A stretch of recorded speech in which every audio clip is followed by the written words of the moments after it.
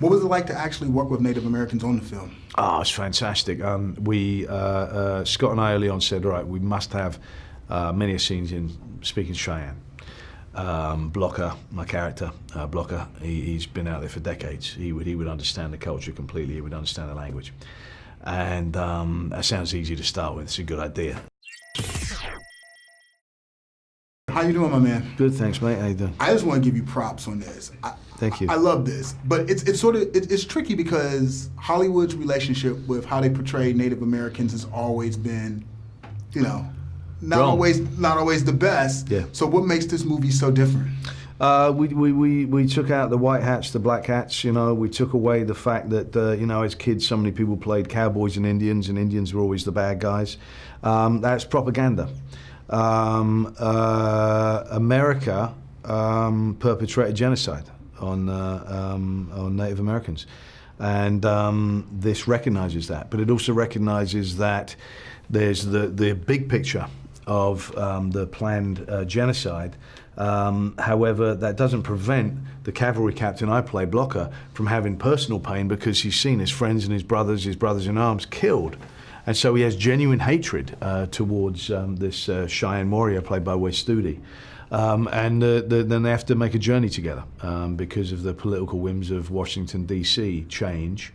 And he has to try to fathom how on earth can he stop hatred, how can he stop fighting without rendering his friends and brothers in arms deaths meaningless. It's a tricky journey, and it's also the story of America itself. It really is. You know? What was it like to actually work with Native Americans on the film? Oh, it's fantastic. Scott and I early on said, all right, we must have many scenes in speaking Cheyenne. Blocker, my character, Blocker, he's been out there for decades. He would understand the culture completely. He would understand the language. And that sounds easy to start with. It's a good idea. And then I met with Chief Phillip, who's become a wonderful friend, and he's the chief of the Northern Cheyenne. And he didn't even look at me, and he wouldn't even utter a word or teach me any Cheyenne until I understood the culture. So he gave me a lesson in the culture and the way of life of the Cheyenne, which I was really grateful for and very curious about. And then we went about learning the Cheyenne language, and it's a beautiful, poetic language, and it's real. It's how it would have been. Where'd you guys film? Because the movie looks fantastic. It's gorgeous. Yeah, we shot in the elements in the hottest part of the year in New Mexico and in Colorado, and in the midst of fierce lightning storms, which we used a great deal, and that was wonderful. The elements you can see, we shot in chronological order, and you can see us getting skinnier throughout the film because we're in these woolen uniforms and we are just sweating buckets every single day.